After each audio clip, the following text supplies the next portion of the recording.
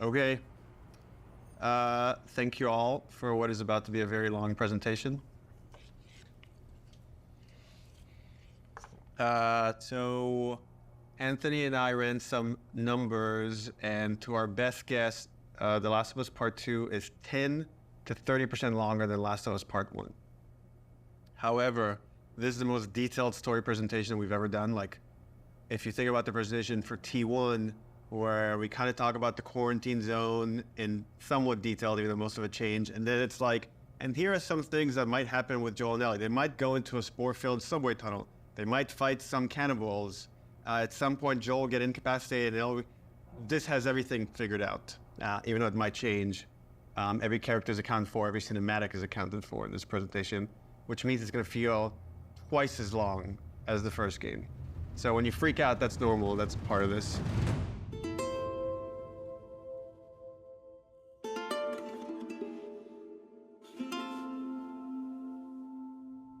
Oh, this is about an hour and a half to 2 hours, so hopefully you got your pee break. Okay, so we open on 15-year-old Ellie. This is a few weeks after the events of the first game.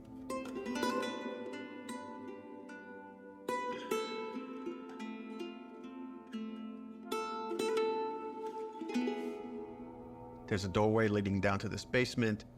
And Ellie sees Tommy, and he's just finished climbing out of this basement, and he's hurt bad, and he's rambling about something, needing to go after these people. Ellie's trying to ask him, what happened? Where's Joel? And he doesn't make any sense to her, and she starts to go downstairs. Tommy grabs her hand and tries to stop her, but he's too weak. She rips her arm away, and she heads down. And with each step, her heart races faster and faster as she sees this trail of blood. She opens the door, revealing Joel's mutilated body. And then shock just sets in, and she screams and tries to grab his body, and Dina comes and rips her away, and on that cacophony of sounds, silence.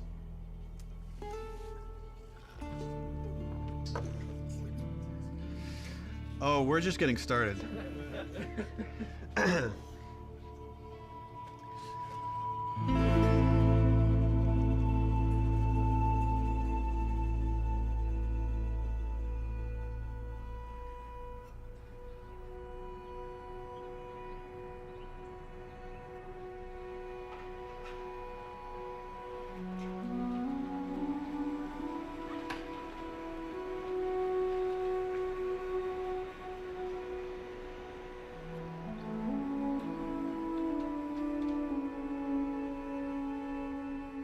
I've been working on this game since we finished, well, really been thinking about it since we finished The Last of Us. So many people were like, Last of Us 1 is so perfect. It should never have a sequel. They shouldn't make a sequel. They're like, oh, it wrapped up super great. But I think actually, if you look at the ending... Swear to me that everything that you've said about the Fireflies is true. Ellie is accepting a lie. I swear. Okay. She has a very good bullshit detector. She knows something doesn't feel right, but I think is too scared at that point to ask. How long can you really live with accepting a lie like that? The Last of Us feels like an origin story for this survivor in this post-apocalyptic world. Seeing like how Ellie has become such a strong, unique character, it really felt like, you know, if we were to do a sequel, it'd be a shame for it not to focus on her. Move the fuck out of the way. Yeah, once we're done with this whole thing, I'm gonna teach you how to play guitar. Yeah, I reckon you'd really like that. What do you say, huh? Joel, he's gonna teach Ellie to play guitar. That always felt like that's just this like unanswered promise that like was kind of lingering at the end of the first game. We did this thing called One Night Live, where we had the actors come on stage and reenact certain scenes. So you say we get you to the Fireflies. What happens next? Marlene, she said that they have their own little quarantine zone and that doctors are still trying to find a cure. I wrote this new scene that takes place after the ending of The Last of Us, but it was only shown to people in the audience. Like, we cut off the stream right before we showed them the scene. If I ever were to lose you, I'd surely lose myself. Try and sometimes you'll succeed to make this man of me. Our future days of you and me.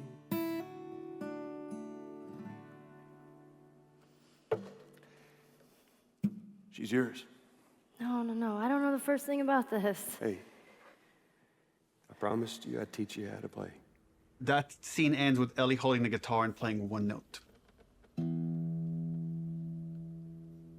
And that image was so strong in my mind that I'm sure that kind of trickled into this idea of this trailer. So I started working on some concept art, kept fleshing out the story. And as it felt like it was kind of gaining momentum, Uncharted 4 needed all hands on deck. Naughty Dog had always made one game, and as soon as it finishes one game, it works on another. When I started on Uncharted 3, we were starting to experiment then with trying to do 2 teams. After we finished Uncharted 3, I jumped onto Uncharted 4. At some point in time, Uncharted 4 was coming down to the wire, and it's just, we had to shift resources, and pretty much everyone just ended up on Uncharted, trying to finish it up. So I said, okay, before I come on like in full force on Uncharted 4, I just want to capture this trailer. I walk through the valley of the shadow of death, and I fear no evil, because I'm blind to it all. Said I walk beside the still waters, and they restore my soul, but I can't walk on the path of the right, 'cause I'm wrong. During the entire production of Uncharted 4, that's all I could think about. I had a lot of investment in Uncharted 4, but the day we were done with Uncharted 4, went right back to that trailer to wrap it up. Anything for this shot that's still happening? Not in animation. Of the shadow of death. This one feels kind of strong to me. Drawing a lot of attention. Can we tone that down? Yep. Actually, my biggest fear with this announcement is that it leaks early. More than anything, I have nightmares about this trailer leaking early before we get to PSX.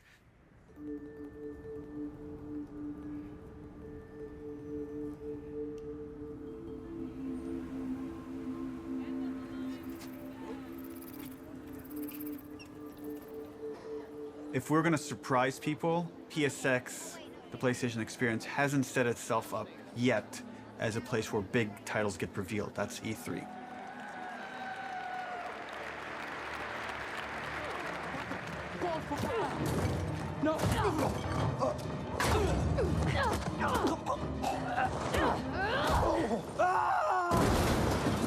We're revealing the Uncharted single-player content at the opening of the show. You're late.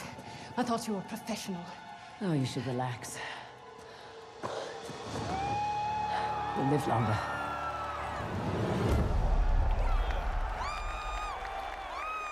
No one's gonna expect a second Naughty Dog title to be revealed in the same press conference. Please welcome to the stage, Sean Layden. There's one more special unveil we have for you tonight. Please enjoy it. When we first revealed The Last of Us, the Naughty Dog logo came up and the crowd erupted, and it was such a high that that's almost been like chasing the dragon, like wanting to recapture that feeling. Oh my God. Why does this look like The Last of Us, dude?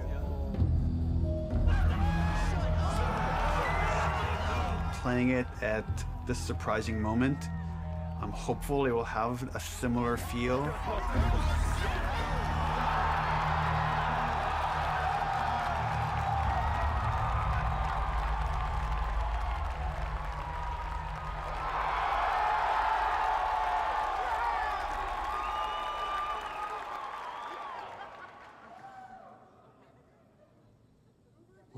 mind, kiddo. People outside the studio have such an attachment to the first game, and I've definitely seen fears about not wanting to make a sequel because somehow if it's bad, it will tarnish your feeling about the first game. I'm gonna find. And I'm gonna kill. Every last one of them. We're doubling down on those fears and not calling it The Last of Us some subtitle. It's The Last of Us Part 2 to say it's all one story.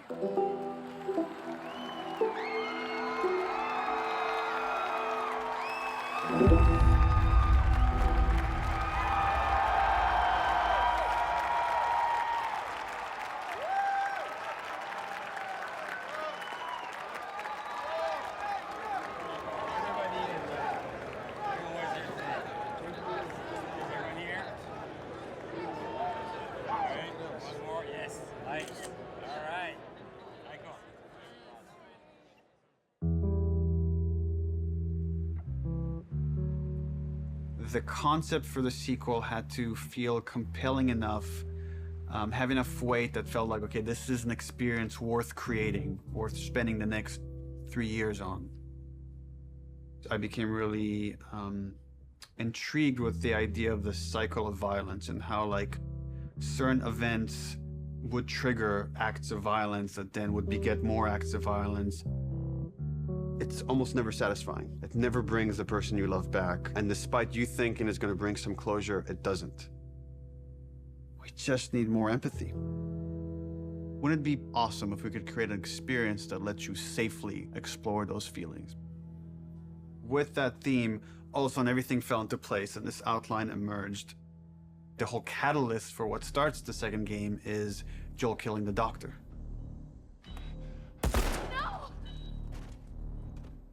That feeds right back in that idea of that cycle of violence. Now it sets up this whole kind of sequence of events. We're gonna start the game where you're playing a new character. That sequence ends with this character killing Joel. And we really have to paint her as this monster. Then when you play the next chunk of the game and you're Ellie and you're gonna pursue justice, quote unquote, and you're gonna go kill this entire crew, we're gonna go back in time and show you that same sequence of events, this character that you saw as a monster, to now get you to see things from her perspective. And how this crew is a bunch of people trying to survive in this world. And they had their reasons for pursuing and finding Joel and killing him. And the story was becoming very epic and ambitious. And I had a few parts that I was kind of stuck on. And I felt like to kind of shake things up, I wanted to bring in another writer. I thought it was a very thoughtful story about violence and obsession. He had Abby, sort of like this girl who was the daughter of the doctor. And that Ellie would go on this vengeance quest. And when he was like, and then Ellie actually kills Abby, I was like, what? You're gonna... Yeah, let's fucking do it.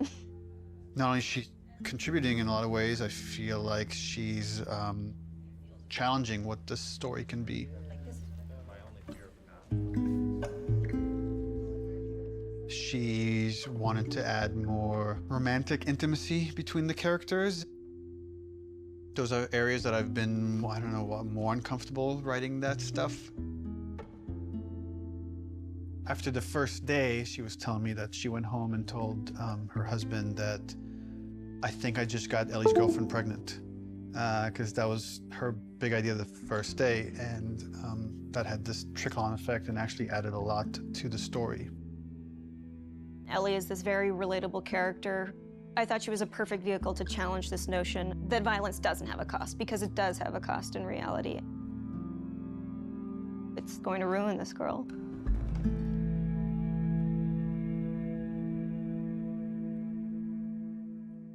You know, people love Joel and Ellie, and we are about to kill one and make the other one a villain. I was very nervous telling Troy we're gonna kill off Joel. In the first game, he was advocating that Joel should die.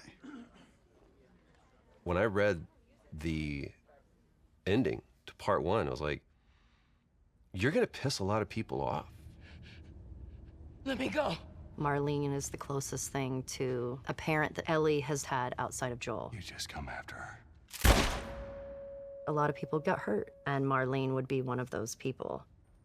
Joel has crossed these moral lines, and therefore he deserves to die, and he thought it might be a more dramatic ending. And I was like, no, you're crazy. Like, but then in the second game, that's why I was like, oh, he would take it pretty easily. He goes, so Joel dies, and he's like, and so this happens, and then and I literally had to stop. I was like, can you give me just a second? Because it literally was as if someone was telling me about how my friend had just died. I think he kind of took it hard. It was like the character meant so much to him.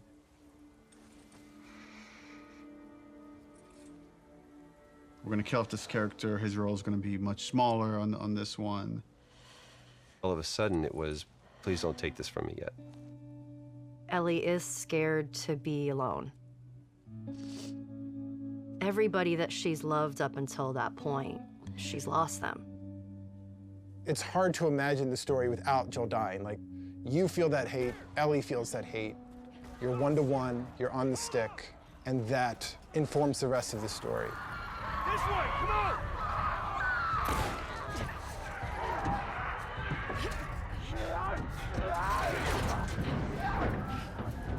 You okay?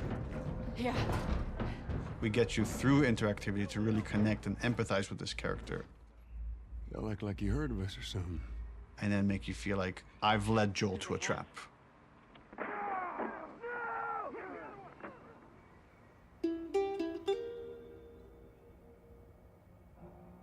When we started out making Last of Us Part 2, Neil actually wanted to be very ambitious about changing the game almost entirely. In the first, 4 or 5 months, the game was actually kind of an open world, inspired by Bloodborne.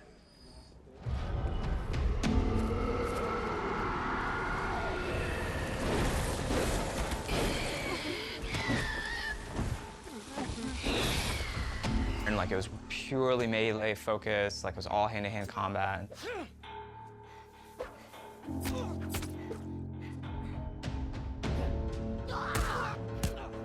It wasn't just the melee combat, we were also looking at sort of layout structure.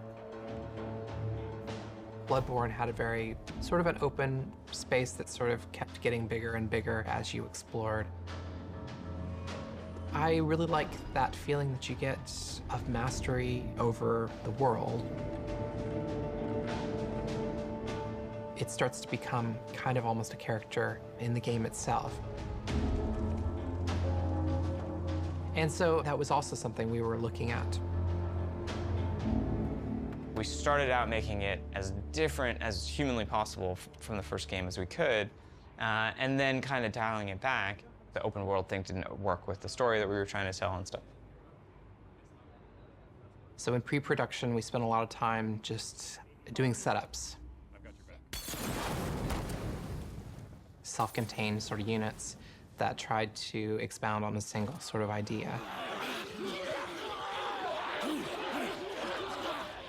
Trying to start out with sort of simple shapes and building up to more complex shapes. And starting out with 1 or 2 mechanics and building up to those mechanics.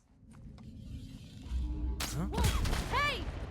Even our experiments, we try to add as much context as we can. We establish a goal that you're going to be going for. We establish beats so that there's an emotional journey, the stakes are raised. Figuring out some traversal stuff, a lot of climbing and balance beams and seeing how far we can sort of push in that direction without it getting over the top like Uncharted. More sort of verticality, more use of grass and stealth. My name is Arnaldo Licea. And what do you do here? I do design. I know. How long have you been doing that? A day. I got an opportunity to work in QA, and that was a great learning experience. I shipped The Last of Us and Uncharted 4. The thing I'm proudest of is the people who came in, to a quality assurance job as a contractor, which is entry-level work, and used that job to get to where they ultimately wanted to be. When I interviewed for the QA position, I specifically said that my goal was to be a designer. He had formed this relationship with design where they knew they could rely on him, spending his free time designing a demo, and at the same time, him going to them and not being like, here's 50 bugs you need to fix. He went to them and was like, what do you need? How do I help you? What kind of bugs do you need? And for their part, they embraced him and were like, why don't we show you how to lay out nav mesh? I am anxious to prove myself. There is no babying when you start. It just hits the ground running. If I don't cut it, I go back to QA or find something else. We're trying to figure out at the moment how we handle big spaces, bigger than the first game. The enemies are so too spread out to be really considered like one single small encounter. And seeing what behaviors we need to start developing for them to make it look good.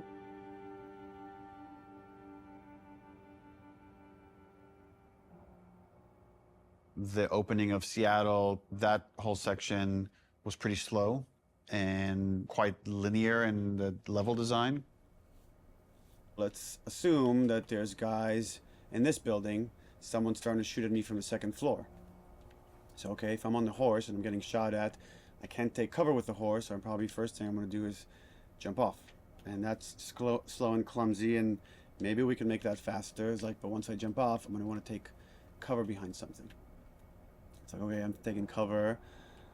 Now what the fuck do I do with this horse? I assume the enemies are going to shoot at it. If they don't, that's kind of weird. Does Dina ride off with the horse to help it stay safe? Well, that sucks, because I'm trying to build a relationship with Dina, and if my partner leaves me, that makes me like her less. I'm like, okay, so Dina has to get off the horse and take cover with me and help me engage with the enemies. Okay, but the horse is still there, so what happens with this horse? Does it ride off on its own in order to like protect itself and then come back after? Oh, that feels too intelligent for a horse. That seems a little funny. As soon as there's range combat, the horse kind of makes it fall apart. What if we did this whole sequence on foot? How do I approach this building? Imagine this is more dense with cars and ferns and interesting ways for me to close this distance. Maybe when I get close enough, 2 militia guys come out. I have this little firefight with this front before I could rush forward and go into this building, climb up, and take out the sharpshooter that was harassing me. Really simple, small fight. Now there's tension. Guys can come from anywhere, like from this rooftop, from these windows. And that really inspired us to take some pretty drastic changes as far as the flow, inserting more combat, opening up the layout to give the player more options as far as how they explore the city. You can imagine this as being kind of the hub with it poking into streets, and I could go into the streets and explore and find those locations, what we're kind of calling dungeons. So that's the plan. Some of these changes are big, but it got us excited. This feels like a true evolution of T1 as far as going more systemic and giving you options. If there's concern, it's about scale, it's about scope, it's about can we actually build this thing? The scope is always bigger than the last game. It always has been. It always will be, probably. But this scope on this game is something pretty extraordinary. Everyone seems to agree that the thing we're building is going to be cool. Once it's done, it's just that it's such a big game. Our games have become more and more ambitious, and the studio has gotten a lot bigger. When I started here, we're 40 people. Now we're over 300. You can't handle that many people with a flat hierarchy. As we grew, we've had to introduce new titles just to control management, control communication, make sure things don't fall through the cracks. We have no producers at Naughty Dog.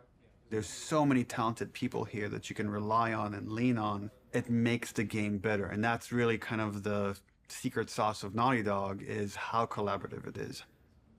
You find the right people who really want to do the best they can possibly do, and then you kind of give them the resources to try.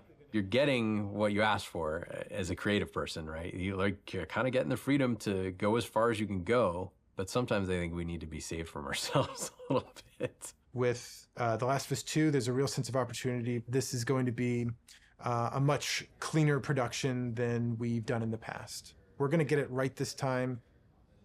This is the first project that has had the proper pre-production period where we have locked down, for the most part, the story beginning, middle, and end before we started production. That hasn't happened.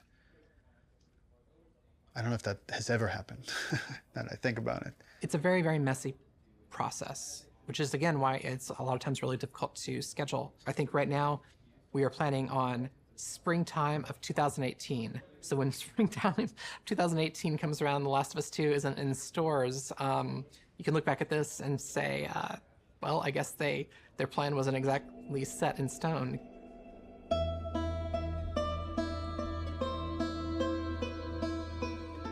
Historically, we've done very poorly at being efficient without the pressure of an external deadline. Every time we have some showing of our games, if it's going to be seen publicly, it's got to be one of the best looking playing things in the industry. For example, the first trailer was coming online, and that forced us to define the look of our game, define the location of where the game takes place, define Ellie's look and her age and her hair and her outfit. We're forced to make those choices. We can't just keep iterating because there's a deadline.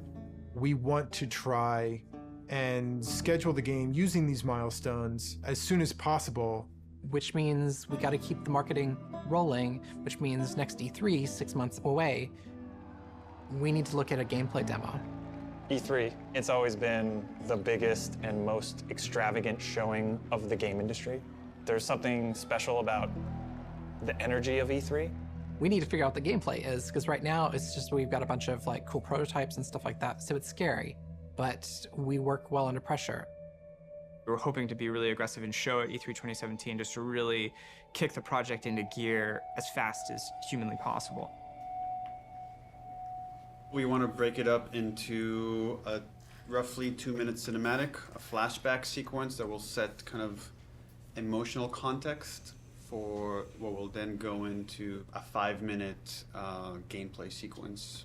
We want to do this festival within Jackson. Like there'll be like a live band and we're just seeing people lively having fun. And for the crowd, are you thinking 30 plus people? Frank says we could do a 30 variation. I think we can make that work with 30. Yeah. Dina pulls Ellie onto the dance floor. Ellie's dancing with her, is making all these guys jealous, and then Dina says, you want to make them really jealous? And she leans over and kisses her. And on that, we do a hard cut to Ellie in the middle of the woods. So the idea is we shouldn't see any buildings, just woods, water, ankle-deep water rushing underneath her. What about rain?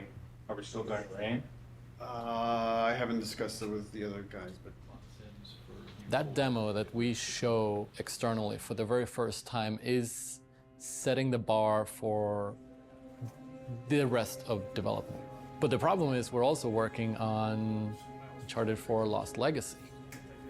So E3 is June 13th, which means probably we want to be done, what, like 2 weeks before that, which is 4.5 months from now. With Lost Legacy shipping at around the same time of E3, there are shared resources between the two projects. Especially sound and particle effects, so they were all on Uncharted. When it comes to the polish phase, both we're polishing this and that and SPDLC at the same time. I don't think there's any specific item that needs to be worked on, but I think there's going to be programmer time doing both those things. And there are going to be times when it's like this needs polishing in E3 and this needs polishing in SPDLC, and like we're going to have to compromise at times maybe. We kind of just didn't have it at the forefront of our minds that, yeah, they're frickin' shipping a video game. It's literally the hardest part of making the game is shipping it. And we were trying to ship a demo, the second hardest thing you can do, at the same time and sharing a lot of their resources. So one thing would be helpful is to find out what are the items that you feel like you're most worried about. Like let's say rain. We could do this thing without rain. So if that helps you a ton, we can make the decision now to remove rain. It would definitely help. How about wet hair? Well, if she's going swimming, then we can get around that, right? How about no swimming? Puts on a cap. If her hair... I got like a really clear energy of the meeting, which was how do we shrink it? It was such an impossible task. You can't help but start feeling some doubt some anxiety about the leadership, not understanding the logic of it. You know, I think like anybody else here, I was definitely ready to roll up my sleeves and figure it out. Alright guys, we're gonna try to keep this pretty short. I guess. So after yesterday's meeting, there were a lot of side conversations, and there was sort of a sentiment about how much work there was to get not only this demo done to ship the Lost Legacy, and it matched up with feelings that we were having. So we started discussing the responsibility of actually attempting this, and started to feel that it was a little bit irresponsible. That if we were to try to meet both these deadlines, we could probably do it, but we would end up doing a lesser job on both projects, both deadlines, than we would if we were doing them individually. And feels like they're both important enough to give them the due attention. So the conclusion that definitely is there is that the demo that was discussed yesterday will not be presented at E3. Yeah. Does it mean that our main point should be just focusing on more shipping before? The Lost Legacy? Yeah. Yeah, definitely. But I mean, we should still try to. We don't, like I said, just want to just completely halt work on this, and all hands on deck on Lost Legacy. The idea is still to finish the demo, just to give us a buffer, so that these two deadlines aren't overlapping. Okay. It's just now we have more time to work on this demo properly without the pressure. Once that meeting happened, it was just like, right, of course. I'm not in the Twilight Zone. It makes sense not to do this. It felt really nice seeing the leadership kind of having the team's back and seeing the logic of the situation in front of them. That's it. Okay, cool. Thanks. Okay, so are you pissed off? Am I pissed off? No. What am I? I guess in one sense it's relieved, because there was concern of whether we could hit the quality that we know we need to hit for both Lost Legacies and for what was going to be our E3 demo. And then on the other hand, it's kind of disappointed, because I was excited to get this demo done and get it out there and get the reaction, but now it's going to have to happen at some other point. What we decided to do is deliver the demo at around the same time, but that's going to be purely internal, and the demo won't be 100% shippable. Gameplay and design and animation are going to be locked in June.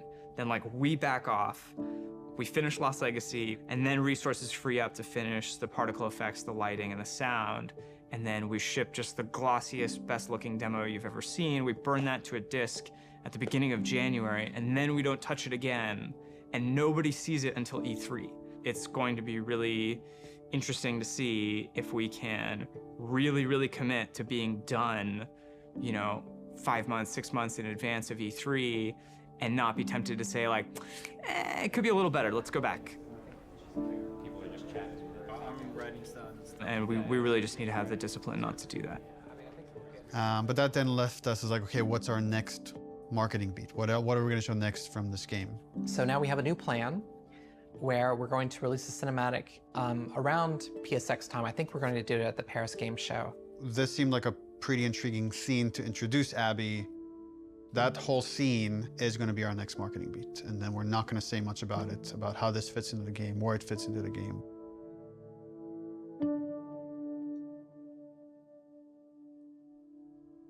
Abby evolved over time, and if you look at the concept art, the character looked very different than where we've ended up.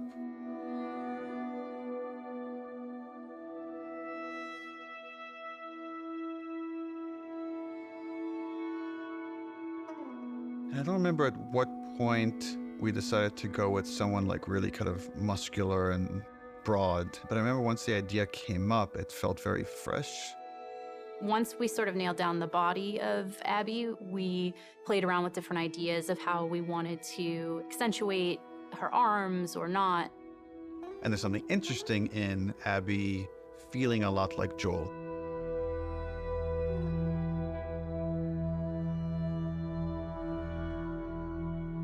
So when I got cast, Neil was like joking around, and he's like, you should probably beef up in order to play her. And I'm like, ha ha, ha, yeah, it's mocap, whatever. And he goes, no, really, you should probably beef up to play her. And I was like, oh, yeah, you're right. I should totally start deadlifting as much as possible. So I did, and I was training like crazy, and then I got pregnant. What are you gonna do? We need to separate her from Ellie. It shouldn't feel like I'm playing a reskinned Ellie, that Abby should, in many ways, look, behave, fight differently.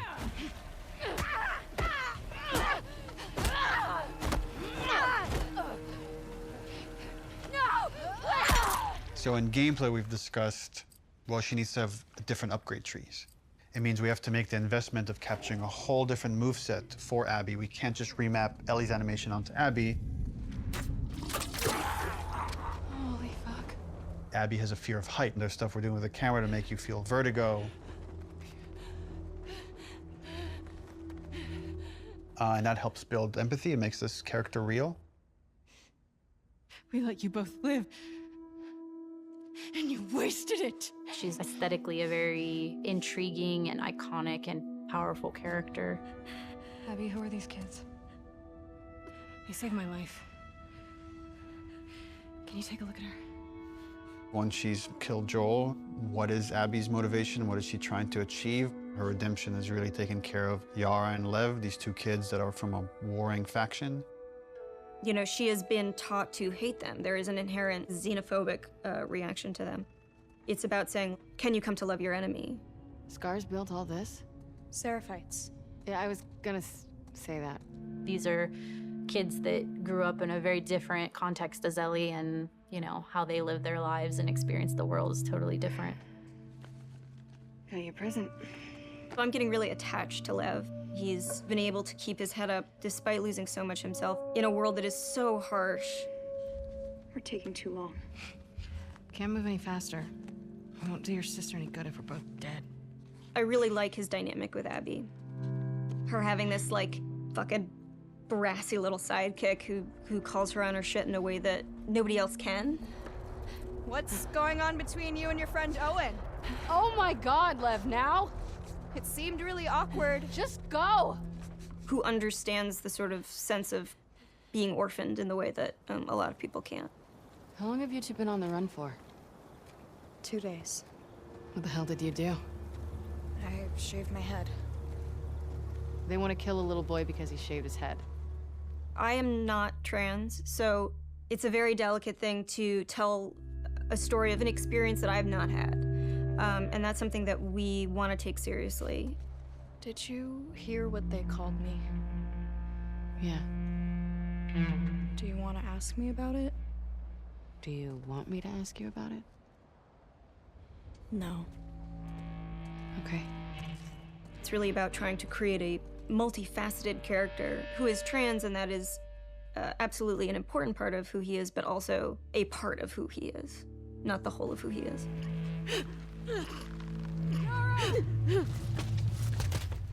As far as the Paris cutscene, I'm pretty stressed out. We have 13 days, less than 2 weeks to finish this thing, and there are still some big ticket items.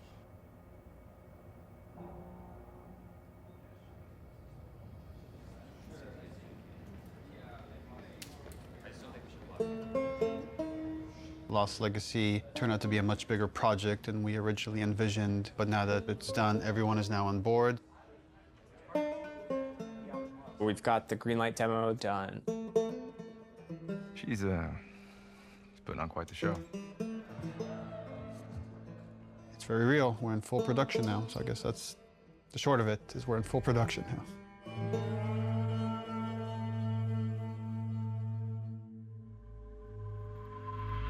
Hey everybody, PlayStation's live at Paris Games Week 2017. We've got a huge show for you starting now.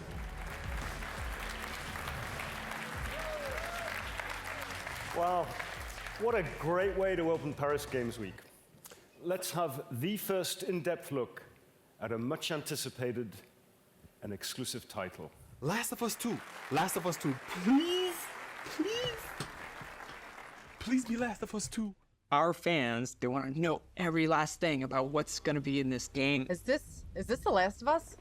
Neil has taken the way, he kind of creates an arc or like this sense of drama, this kind of sense of mystery or like dramatic tension, and crazily has brought it to marketing. I view marketing as part of the game. It's very calculated what we put out there and how we want you to connect different marketing assets. When we first released the teaser trailer, too many people right off the bat said Joel is dead. The blown out light really fucked us in a way I don't think any of us saw coming.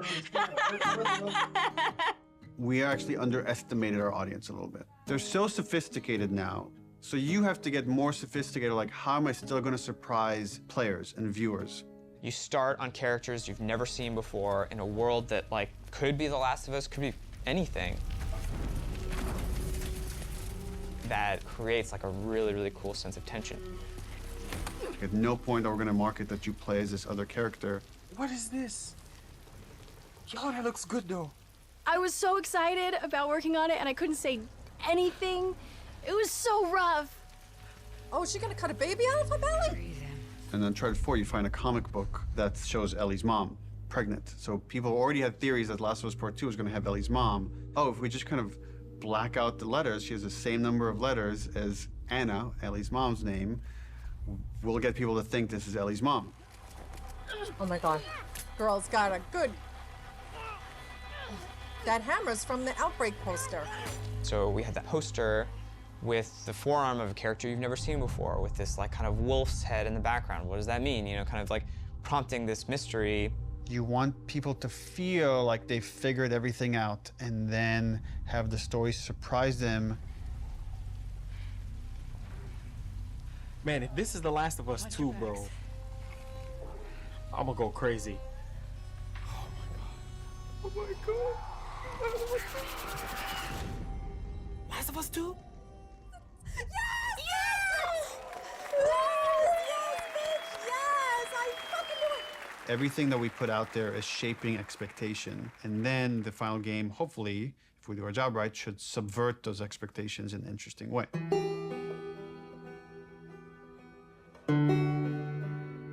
We knew we were pushing boundaries with that cinematic. We are making a violent game. We're not going to shy away from how violent it is. It is part of what we're trying to say. And I thought it was a great discussion initially about what is the appropriate level of violence. When is something so violent that it just turns you off where you just don't want to experience it at all? I liked that they were wrestling with those things. I didn't like some of the insinuations about the trailer being misogynistic towards the female characters. I don't think this story ever glorifies violence against women. There's no bias towards women or men. It just so happens that the two protagonists of this story are female, and therefore that's what you're going to see the most of. There has to be fail states in video games, which means a character has to be capable of being hurt. So does that mean that there can be no female protagonists in video games? Because that feels super sexist to me. And frankly, like, women are the victims of violence, and don't we want to see women fucking fight back once in a while?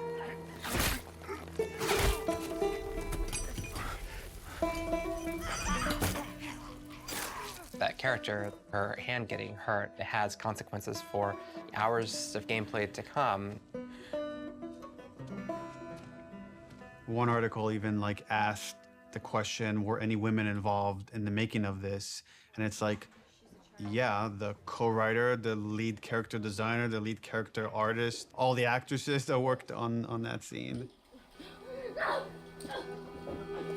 I am so fucking...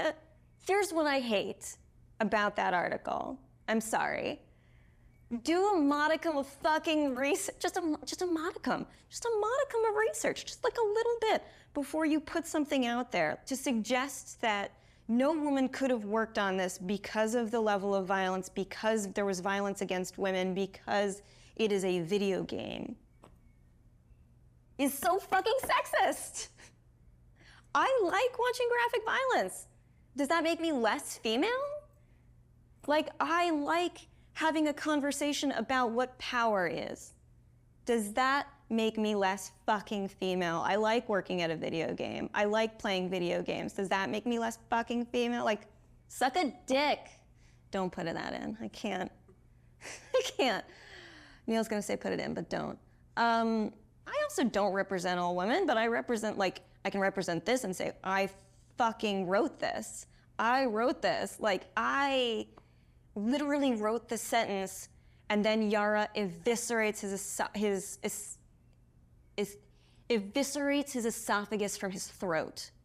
I wrote that sentence. That is in the script, and I fucking stand by it.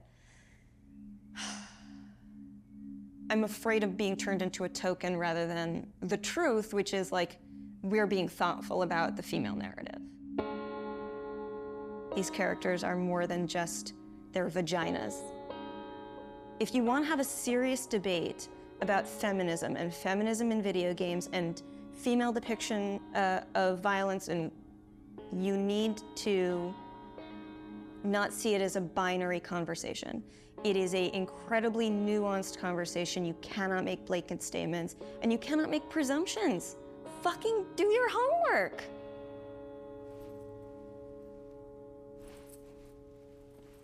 I'm right here. I'm tweeting.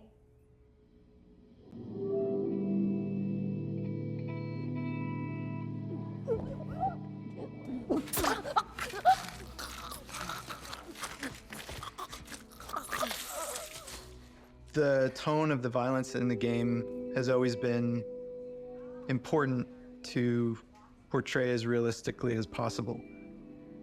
Our job outside of just drawing up concepts is really pushing our reference pipeline to make sure that the character artists are getting the most realistic examples of whatever they're working on.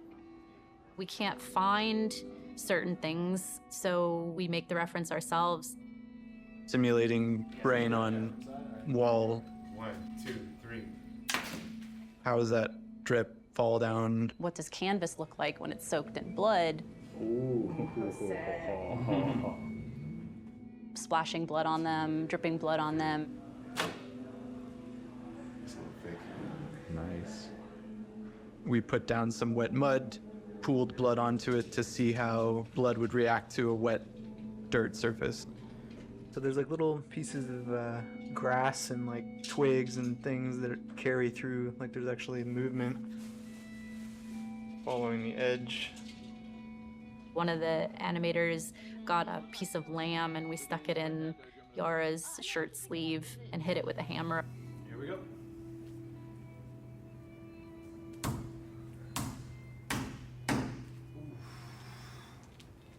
Yeah, we have a break. She's gonna need to hold this as straight, because if she does this, it's gonna, you know, just the weight of it's gonna want to make it fold. So I'm trying to keep it as straight as possible. This past week's shoot was specific for the infected eating people's jugulars, and there was a concept that was done with like blood running down the mouth, but like, would that happen? Like, let's find out.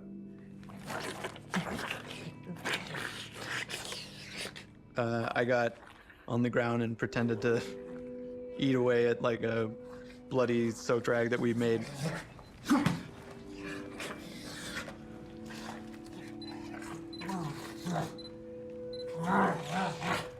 It produced some pretty surprising results because like most of my face got covered in blood. Look up a little, John, but yeah. Teeth? People here will go to that length of trying to make sure that things feel as real as possible. Yeah, we do a lot of crazy stuff here. Nobody gets hurt, but it's really hard to see these characters that you spend so much time with and, for lack of a better word, kind of like, you know, birthing into existence, tortured and abused.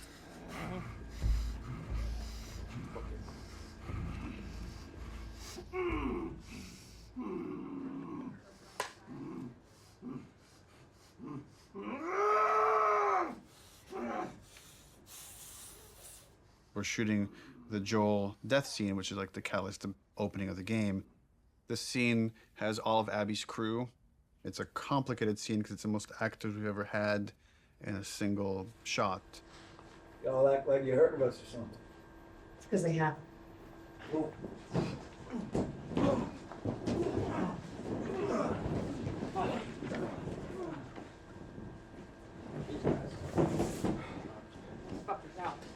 Or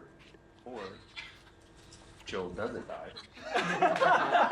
Just me out. Now that you got that. Well, that's yeah. The minor line So change. then what happens is Yeah, all yeah. of us become friends.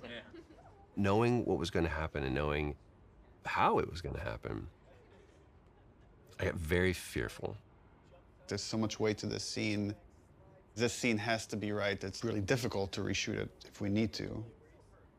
Within the first game, having to call Troy and Hannah back to reshoot Sarah's death was very, very, very difficult for me. The last time I tried to do a big emotional scene, Don't do this, please don't do this, don't do this, don't do this, don't do this, please, God, no. Oh, God, no. that didn't go too well, and we had to reshoot it. Don't do this to me, baby. Don't do this to me, baby. Come on.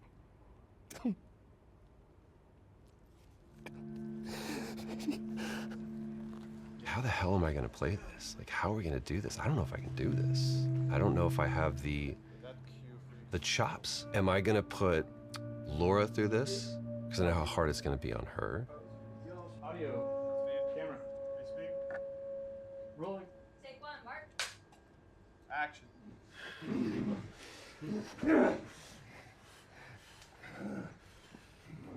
Joel Miller.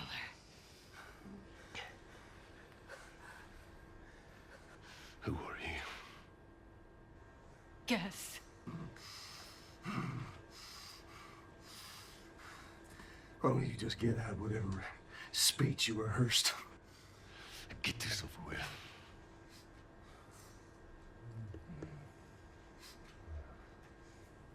You don't get to rush this. At the end, I really loved what he brought to it. I couldn't wait to get back into Ellie's shoes again because it's where, weirdly, I feel most comfortable in a lot of ways because it feels like a character that feels the most like me that I've ever played, which is a little disturbing. I mean, minus like the murder and the killing. So it's almost like a bit of step forward, like you're about to like lunge and shoot. Yeah. Sweet.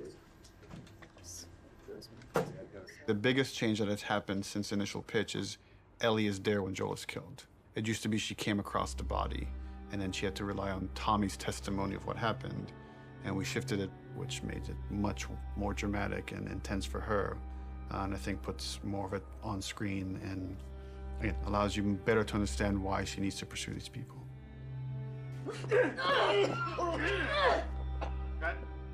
The hardest part for me was looking over at Ashley. No! No! Knowing that Troy was gonna not be a part of it as much was really hard. And knowing that Joel was not gonna be in Ellie's life anymore, it was hard. So much of that day kind of feels like a blur because there were so many feelings involved in it. What I had to do, I felt was very, very little. There's one reaction, and beyond that, we're on Ashley. There was no acting. There was pure, raw emotion. I'm staring in the face of that. Joel!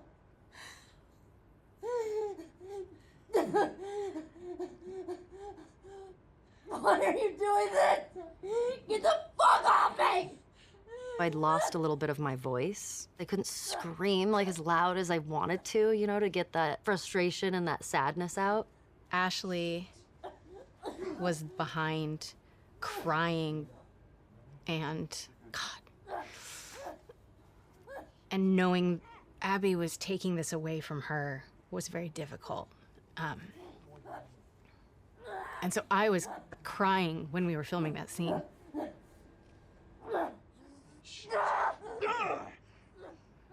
Yes, it was very emotional. You want what I want, right? End it. Now.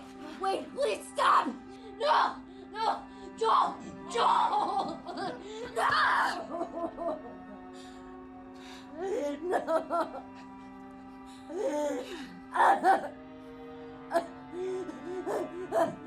We want him to die in this really unforgiving sort of way. Like, it needs to feel senseless for you to say, fuck these people, I'm gonna pursue them to the ends of the earth and make them pay.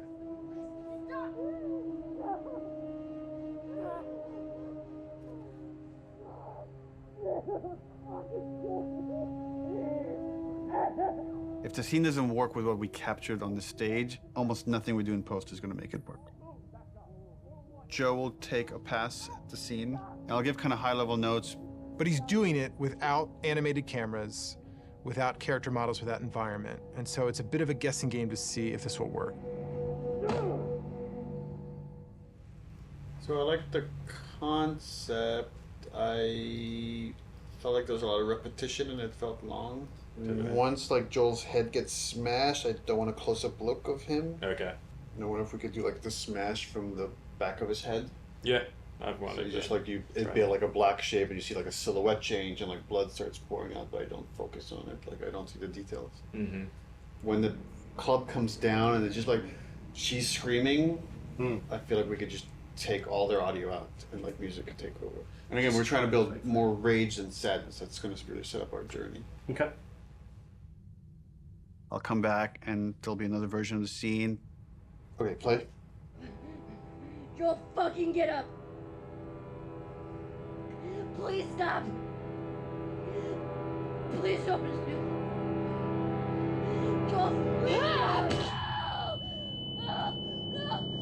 No!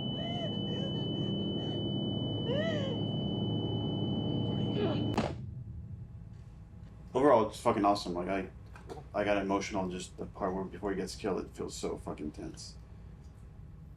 There certainly is still a ton to do. We still have like 45 scenes that haven't even been looked at yet.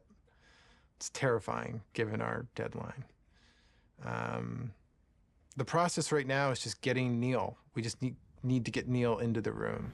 Which one are we showing first? We've got essentially 3 versions. The one that I did, and this would work with what we're talking about doing with the scene, and then... Close one.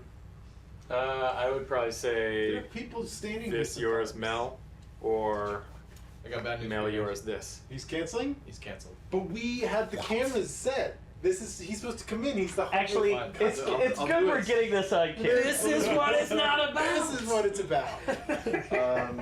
Yeah, he has some Melee stuff to review today. He said let's pick it up tomorrow. So yeah, that's what happens. And so it's like, okay, all right, that's fine. I don't care. I don't care. Yeah.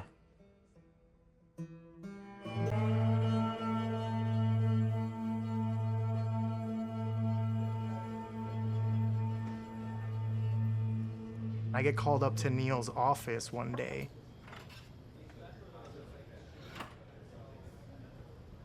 And there's like an empty seat. And Neil just goes like, oh, just sit down. I'm like, oh my God, I did something wrong. And he's like, do you know why you're here? And I'm like, no, are we gonna talk about one of my levels? And he laughs and he goes like, no, you're gonna work on the E3 demo. It's always been a dream of mine, working on an E3 demo, seeing it on stage.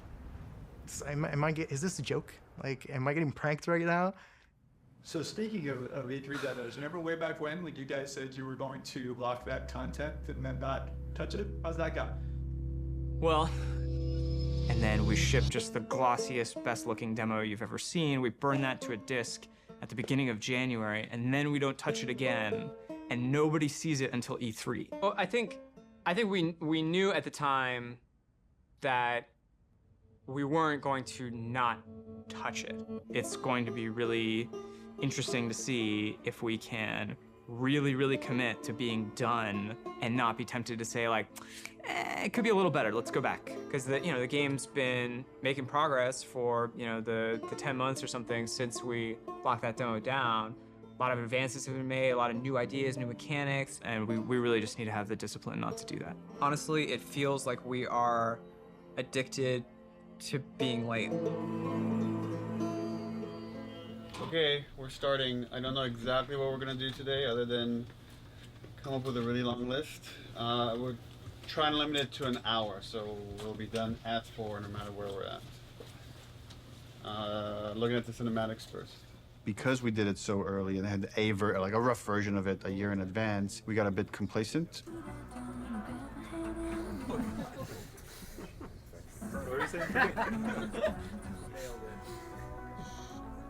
She's putting on quite the show. Sure is. Where are we on getting physics on these strands? We are working on it. So for next time? For next time? Yes, absolutely. We didn't scramble to figure out what it is we're going to show. We had the structure of like the festival going into this fight in the woods in Seattle. But it was harder to build the momentum we usually have. And I think that panic just wakes everybody up, and felt like it took us a bit longer to get there this time. So then you go in as if to kill this guy, see somebody over there. Oh, breaks 50% of the time, but use your imagination.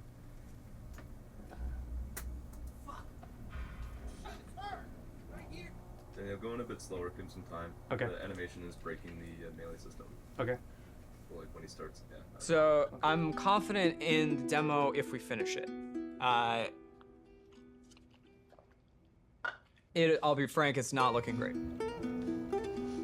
All right, this is totally broken. For next week, let's make sure it's all there so we could actually review it. Yep. Okay, thanks, everyone. I feel like this demo is cursed.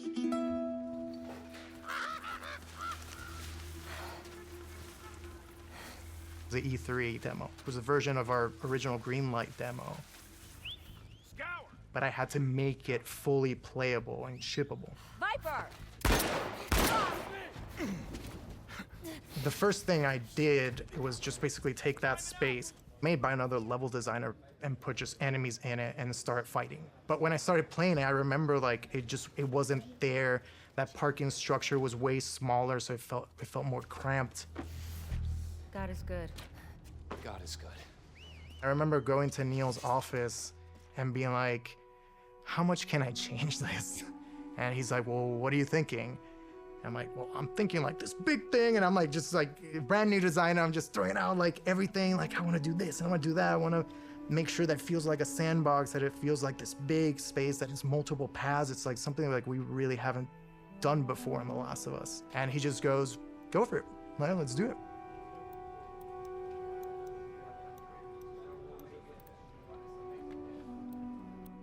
We picked a location in Seattle that essentially is probably the hardest lighting scenario we would have to pull off in the game. I wanted to get the overcast look nailed because so much of the game's dependent on that.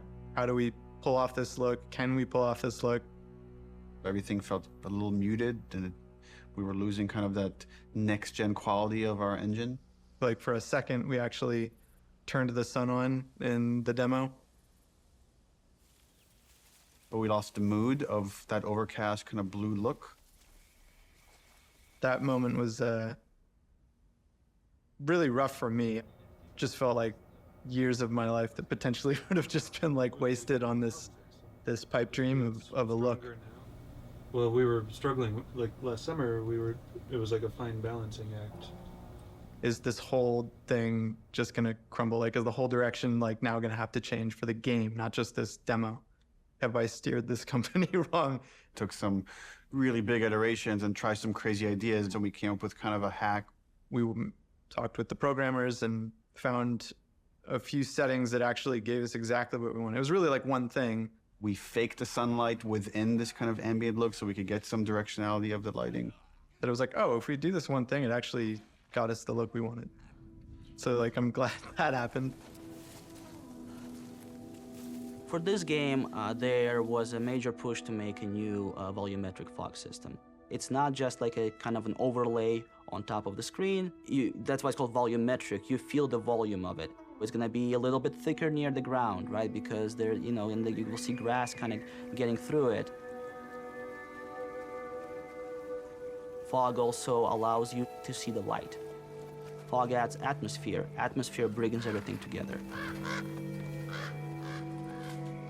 Now with this game, we did add recently some new tech that allows us to make some of the water drips more dynamic, meaning that if you have a car, you will see a water, follow the glass, follow the hood, and then from the bumper, you're gonna start seeing dynamic droplets.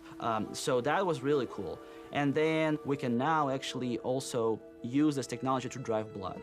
Now we can have blood dripping and we have water dripping. The water trail can pick up where is it bloody. And if it's bloody, it can change its own color and start dripping more red. And on top of it, we also clear out the blood. So what you will see is you will see bloody area, you will see water trails going down, and you will see the water trails washing out the blood and picking up the redness and going down. Really, really cool. In the E3 demo, we do want to show our next-gen animation system.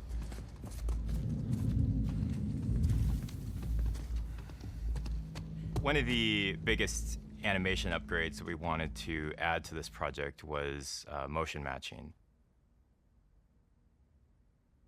The way that it works is it takes a pool of animation data and it picks the most appropriate clip to blend together and create just very fluid and organic movement. We want these characters to just feel grounded and believable in the world, properly shifting their weight and moving the way a real human would.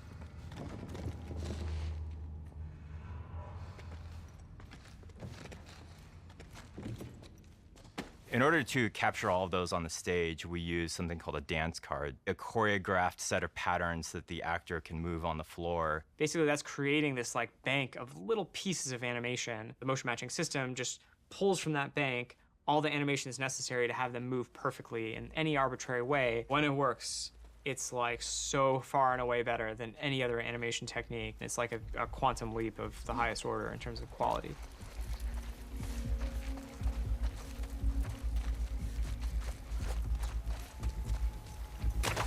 Any one mechanic is not maybe anything you haven't seen before. It's the combination of how it all comes together, the way it works with the animation system. The new stuff we're talking about is like, oh, you can be in grass. She went into the grass. Watch yourself. Like one of the biggest things we do in the demo is jump a gap. It's tough to be like, oh crap, you can jump, you know, like it's like, but it's new to our game. We have to have the best prone mechanic of all time. Yeah, no one's ever seen when I aim in prone and she actually like rolls up on her back and aims like this. Like it can never clip through geometry. Being able to rotate 360 in all directions. It can never like do a janky thing when she's reloading while doing it or aiming in water. There's like an IK thing that like lift her chest and head up and then it gets too deep. Now we're in a special prone underwater moveset thing.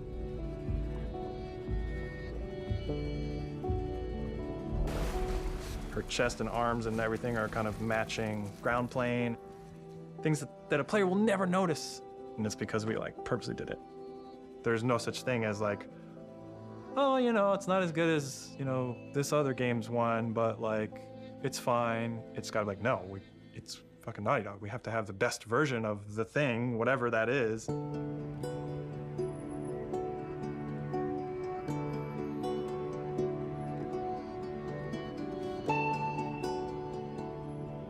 E3 overall was amazing. The press conference was in a very different venue. They usually have them in like these big auditoriums. And this was kind of like, almost like a pop-up.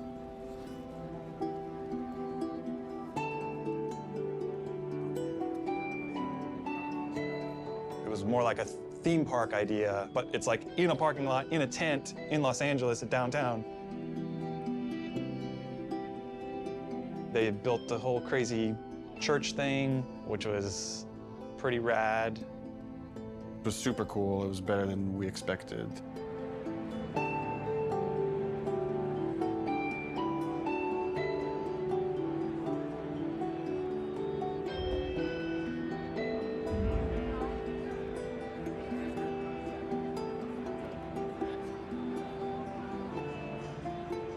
And you could feel like the tension of people trying to figure out what is this press conference? What's going on? What game are they going to show here?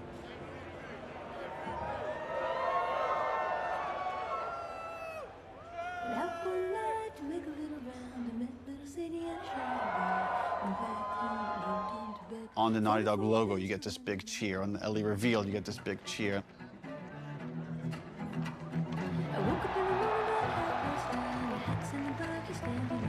Every moment that we've constructed and planned like meticulously for really a year now hit, and hit the way we wanted it to hit.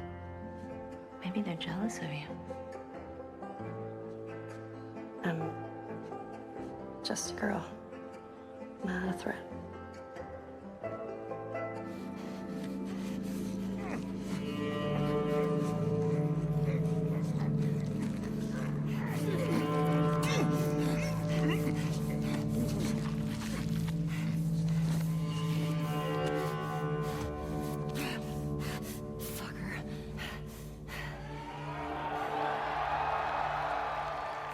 One of the biggest reactions was when the HUD came on. They looked at that forest and thought, there's no way it can look this good. Like, that's impossible. But when we flash the HUD and be like, yeah, that's it. This is the real game. People are not ready for this. Like, this is gonna fuck you up.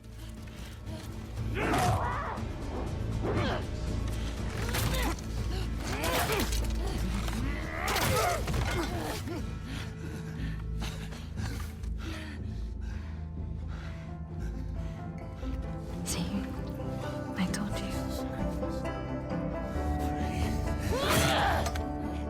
You should be terrified.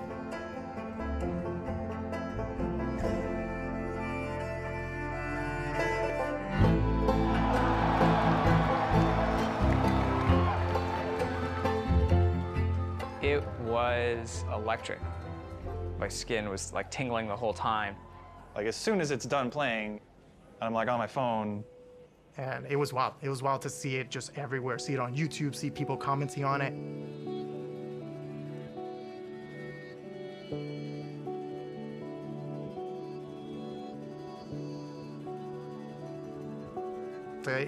It was a really special moment. I shipped something, like, as a level designer. There was such a reaction to the animation fidelity. Holy crap, this is the best looking animation I've ever seen. Are you kidding me? We're on the forums, going through the messages, seeing how much people think it's amazing. Someone's like, sort of cynically, that our stuff was fake. I guess it's kind of a compliment to the animation team for like someone to say it's fake when they're working so hard. And right away I responded, I was like, don't respond, don't do anything. Like, it's just not professional. I was also a little anxious about it because it's a little fake, you know? Fake is an interesting word. There's an argument that he's right. It's not the final polished game. You can't just play this demo in any way. You have to play it in this very specific way.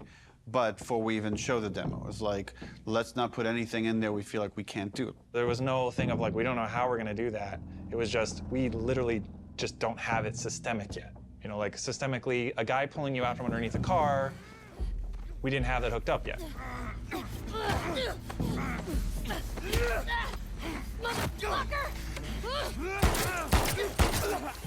Now we have it hooked up in the game.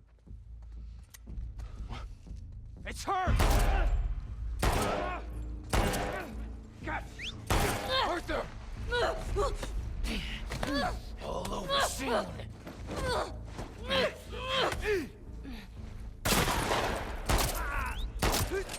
Ultimately, as we're building the rest of the game, if anything feels like it's not the right call for the game, we don't mind changing it. Like, we had certain things in the demo for the first Last of Us where like Joel picks up a pistol and takes out individual bullets from it and then pockets it. And like, we could have done that, it just took too long. So for gameplay purposes, we cut that out. I was talking to other animators and they were like, yeah, man, they think it's fake. They have no idea, like, it's awesome. The same animators who made this demo are gonna make the final game, so like, I don't know what you're talking about. They were confident, which I'm glad. We knew what we were doing and we knew how special it was. It was a little bit of a microphone drop to the industry, and for many it was inspirational, and they were excited to be able to add some of those details to their games and their future games, and for some of them it absolutely freaked them out to see this might be the new bar that's expected for other games to follow. Part of me is like, oh shit, like, they're fucking calling us out. It's like, we have to deliver this. Like, we always were gonna, but now it's like, people have called us out, so we have to do a full body throw animation when you pick up a bottle and you're running, and not just a partial animation because that guy fucking called us out.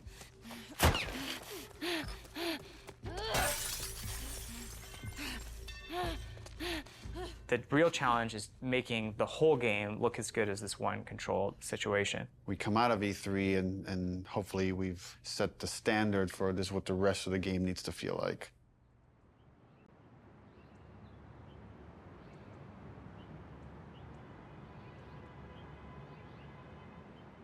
When you already know exactly what you're supposed to do in the game, you've memorized everything, it's hard to have a true experience with it. You have to bring in people from the outside to play it fresh.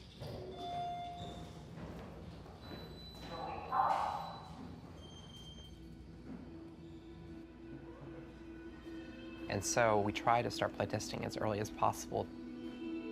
We've got testers in bright and early. They're going to start playing the game. They're actually just right across the hall over here.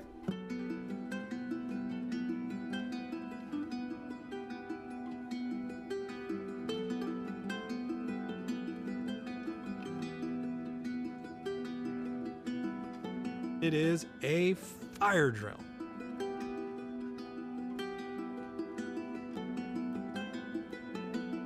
Because things have to work.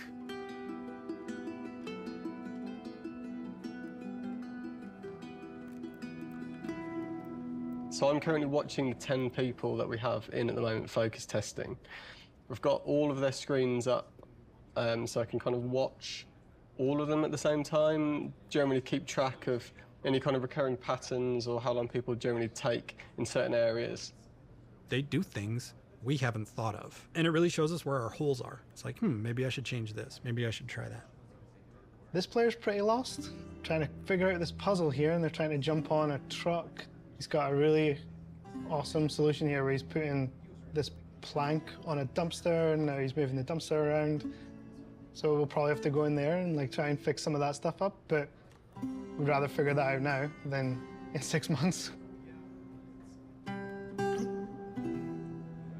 For things like puzzles like this one, although they're figuring out the puzzle, they're actually not doing it in the kind of order that I'd like. What would be better is if they came into the space and realised, okay, that's the thing I need to be like climbing up to or getting to, and then they can kind of work backwards from there and go, well, if I need to get there, how do I get up? Oh, I can get up on this thing. It's quite heartbreaking when you see people who are like really confused or don't get it, and it's something you think like it should be obvious, but it's not at all. But it's good data. We've had a few people on the team that have been really passionate about making our games even more accessible for people with different kinds of disabilities and making sure as many people as possible can experience our game. Accessibility is something that like really touches a lot of people. As we get older, pretty much all of us are going to have probably some sort of accessibility need. It's important to welcome people with disabilities into all of our public spaces, into our shared culture, and that video games are a rich part of that. I love this, that you don't have to have like a 2-button feature to keep her crouched down. This is awesome. I love that. Brandon Cole, he said, I heard you announce this game. What do you think about the possibility of someone like myself being able to play it? And Brandon is blind. I hadn't really thought about that before. I don't even know if that's even possible, but I want to try because that sounds interesting. If you click on the L3 button, it turns the screen and the character towards your next objective. So you're able to sort of instantly sort of flip. It was very much inspired by the talk you gave last time you were here. I figured. Hopefully that's a beautiful thing. We had this feature that let you navigate along the golden path.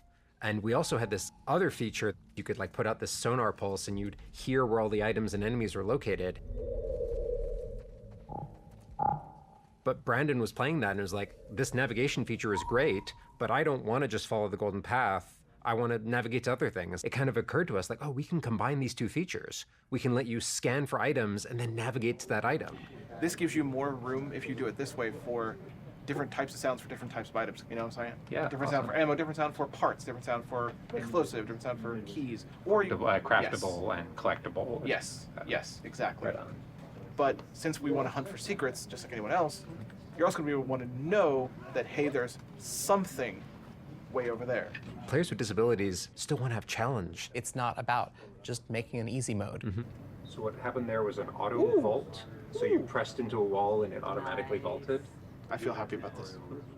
This is an example of actually the good part of the studio culture, which is self-empowered, that I think allowed us to do this crazy thing, this thing that, you know, I couldn't tell you if it makes business sense to some degree, but it was something we were passionate about and interested in. It was a way we saw we could make the game better. It was something we saw we could like push the frontiers of, and we went with it. Studio leadership was supportive of us, but this really was like a bottom-up kind of initiative. Yeah, absolutely. And I think that early success really helped to build momentum for the rest of the project. Shielding everybody from the cost, from the budget of these decisions helps them focus on their discipline. Don't worry about money, worry about making the best game possible. Trust that there are people at the top that are looking at the budget and considering that. At a certain point in the project, we start offering dinners to the team. And it's kind of like an acknowledgement of like, okay, there's a lot of hard work to get it done.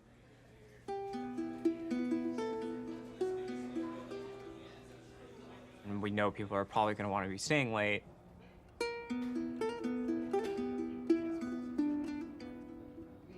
Now we are crunching.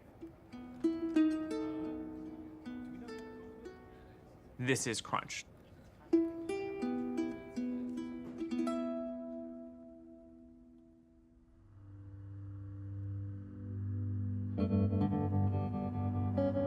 I must have felt it for months that this release date is not realistic with how big the game is. People were asking us, is this a real date? Because it's not feeling like a real date anymore, so we felt like we had to react pretty soon.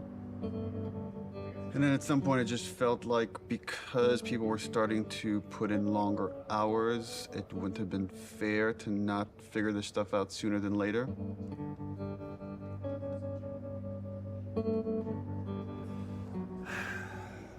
We're never gonna finish this game. If you work hard for longer, that could have a toll on you. We tell everybody, pace yourselves. It's like, it's a marathon, it's not a sprint. We settled on a February release date. Leave some gas in the tank. Right now, we are dancing a very intricate and dangerous dance. We have something like 6 months left to finish the game. And we are also showing a demo to the press. The longest playable demo we've ever done. 2 separate levels of the game. A level towards the beginning of the game where you play with Dina on patrol outside of Jackson. And then the second part of the demo is in a level that's super duper challenging. Ellie by herself, murder mode. So what we're doing for the press in 9 weeks is really those 2 levels of the game. It's unlikely that we're going to need to touch them again until the game ships. That was really the only kind of demo that we could do at this point that would still help further our production goals as well as give us this like marketing boost that we need. The more we talked about it, the more we convinced ourselves, okay, this would actually be a good time to just put out a trailer. Building these 2 major demos and a trailer next to the rest of the fucking game. And it felt impossible early on. It's the thing that's always hard for us to polish. You review these things and we're looking at all these tiny details. It's like, even that shot of Jackson is like, where should the trees be? How much fog should it be? How much sun should it be? How should the sun hit the clouds? How we get all these civilians, the kids, do they have the proper gear? Are they wearing the right clothes? Is the tractor leaving tracks on the ground? That kind of crazy detail can only come through all these departments coming together and rising to this occasion to achieve that kind of level of quality.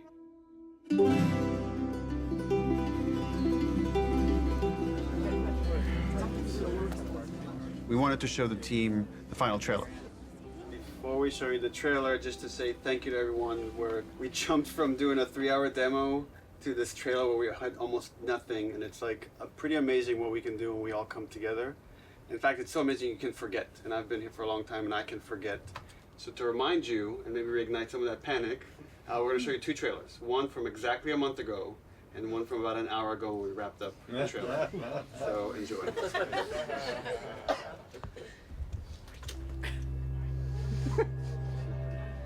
Look who decided to join us.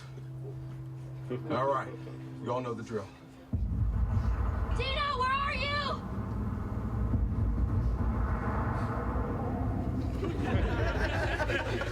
You think I'd let you do this on your own?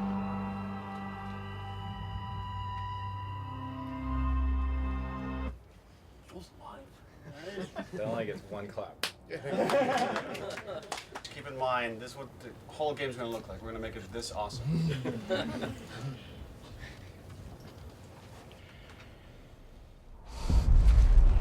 You can't stop this.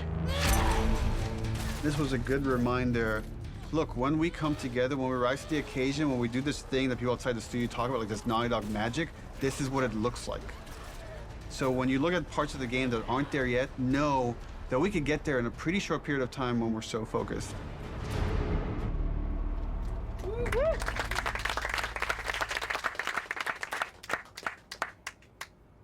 The date was the scariest part about that. We got the trailer done. We'll talk to it.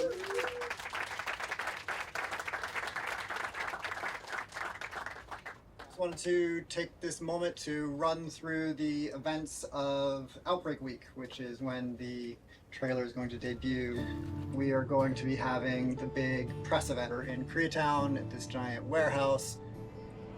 We're actually having 80 journalists from all over the world come. We got to make sure we're very comfortable chairs for 3 hours.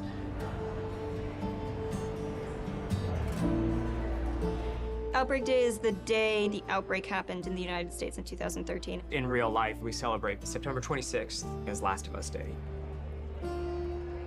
Every September 26th, we've done something for Last of Us fans. When people play these 2 sections, which are very different, I hope and I feel that both of them are equally impressive.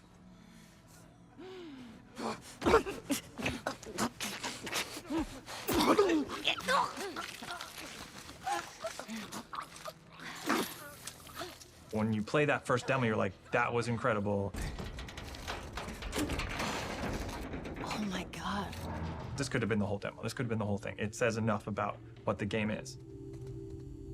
And then you play the other half, and it's like way more mechanics heavy, way more combat heavy. Keep going, boy.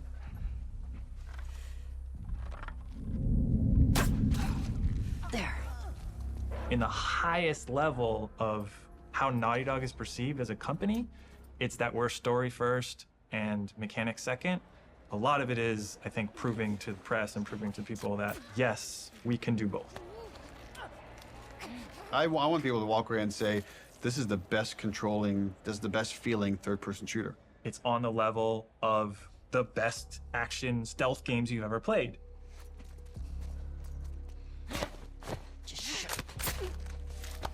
So one of the things that I've always found really exciting about The Last of Us is the kind of fidelity with which we represent human intelligence. One of the ways that really helped make them feel more human and more alive was the way that they used their body language to communicate to each other. Everybody spread out. We may have multiples. We had a number of sessions where the animation team, design team, and programmers all got together and we acted out a number of scenarios. And what that does is it gives us really great reference and touch points that we can always look back to about the way that we naturally behave, the way we naturally respond to each other. And those are the types of details that we want to weave back into the game. Someone took out Zoe! Who the fuck's out there? Sweep the whole goddamn street. Our NPCs are named so that you understand these people have relationships. They want to get revenge on you. It's this little mini loop of the whole premise of the game. Omar! Flanker! I just killed their friend and they want to kill me now.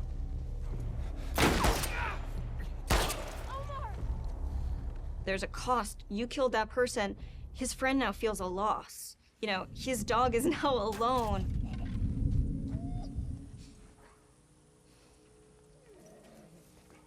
Dogs are really difficult to start off with because they're quadrupeds. They just don't turn around. They kind of like wheel around a little bit. Smell something, girl? The main concern we had is how is it that we can actually get a dog to perform a dance card on the motion capture set? And when we finally brought them on set, it was just incredible what these dogs were capable of doing and what the trainers were able to accomplish in a short time. Jump! Oh, there you go. They move extremely quickly, so they're super hard to shoot. Right in here! Fuck! Get her! They are very low to the ground. You have like these attacks that are designed to go up here, and now you have to kind of do them down there. Killing a dog has gotten people more like upset than anything else in the game, than hanging people, than eviscerating people. We're gonna break new ground in dog murder.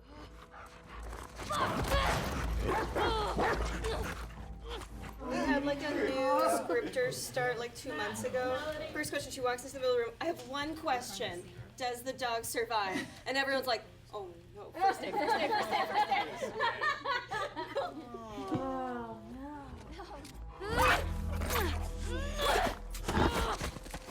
Oh, So we killed it, and then you have to love it knowing that it's already dead. So there's gonna probably be people that are upset about that. Hey, Al. You want to go to the trucks? Let's go to the trucks. With the notable exception of Alice, we took great pains to ensure that every combat encounter that you fight against a dog, you do not have to kill any of them. It's more palatable to kill people because they're all there because they choose to be there, but all of these dogs were trained to do this exact thing, and so you're killing an innocent creature. The fuck's that? Fuck! Fuck! Got you.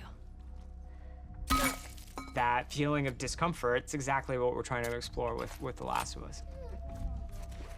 Ironically, making them more realistic makes people feel more okay about killing them. We had like kind of a goofy art prototype. We had like just a very rough dog. We found that goofy dog that had no fur, people felt really bad about killing that dog. Like when you would shoot them, they would fall over dead and like give one last whine as their like dying breath and stuff. So we just really tried to like tone down the pitiability of all the dogs and stuff.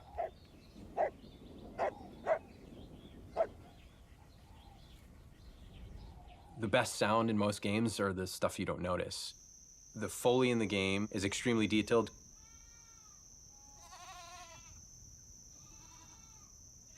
Things like Foley are very easy to get wrong and noticed for the wrong reason, very difficult to get right, but when you get it right, no one's gonna pat you on the back for it. Audio guys are kind of a different breed. We listen to everything all the time. It's kind of a curse.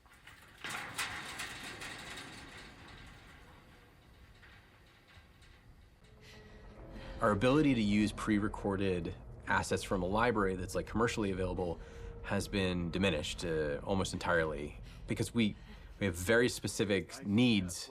Do one more of those?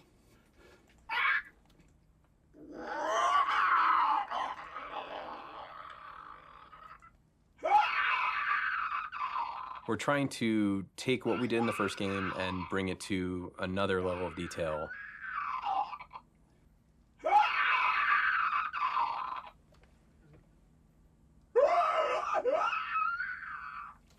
Yeah, play with that a little bit. Like mixing that tonality in is cool. Yeah. The enemies themselves, especially the infected, have had to go through a review process. In the first game, they're pretty coarse. They're basically like on or off. They're either walking around mumbling or they're freaking out trying to get you.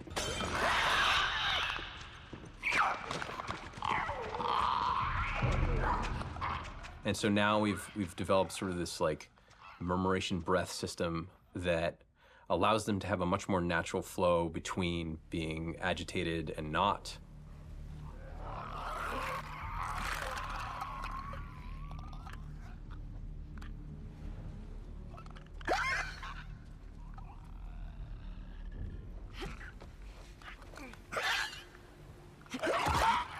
A big part of those recording sessions is working with the voice actors. It's much more collaborative.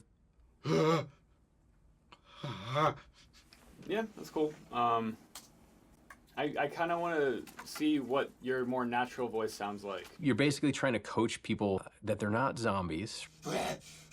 Yeah, now imagine sprinting.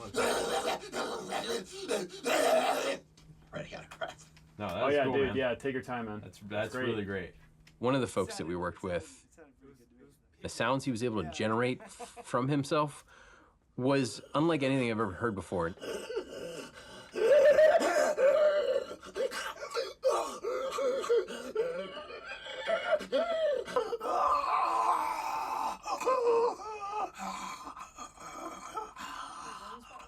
Gnarly sounding roars and breaths and wheezes and really interesting stuff that I've never heard come out of a person ever.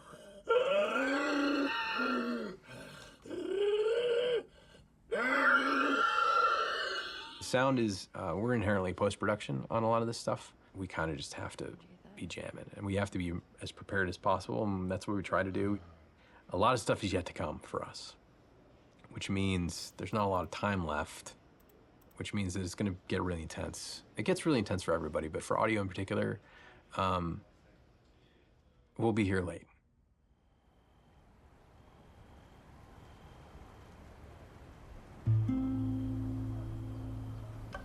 I think that, I don't know if it's the whole studio, but I know I'm definitely feeling very tired right now.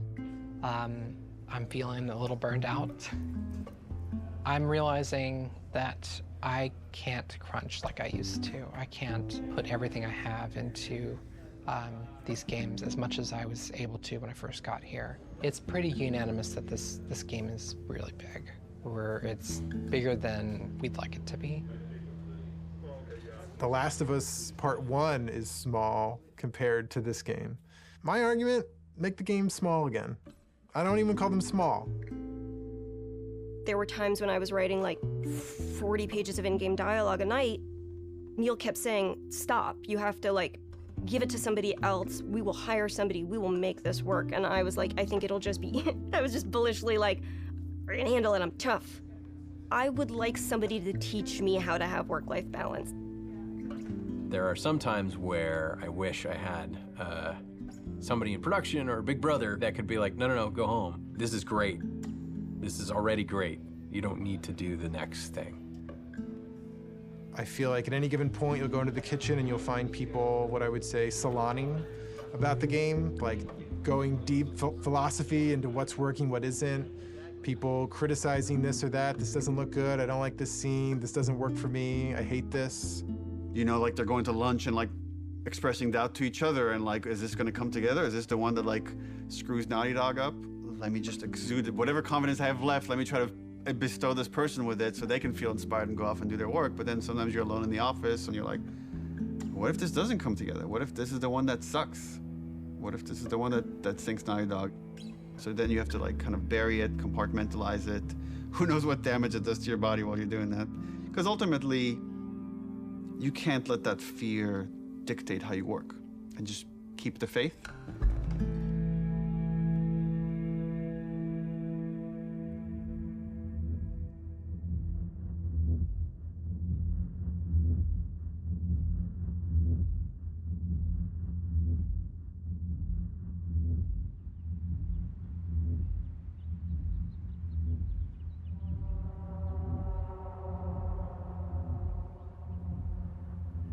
The game was just about done, was content complete.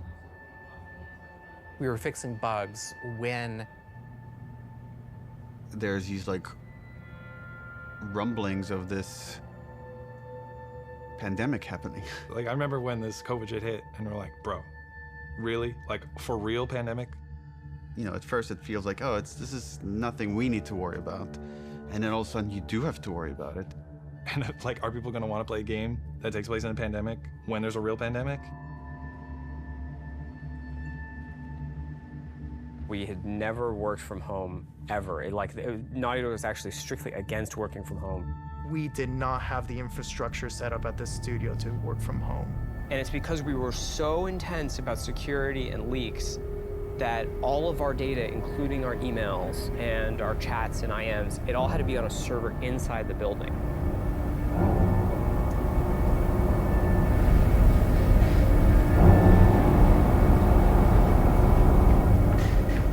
We were like air-gapped from the outside world.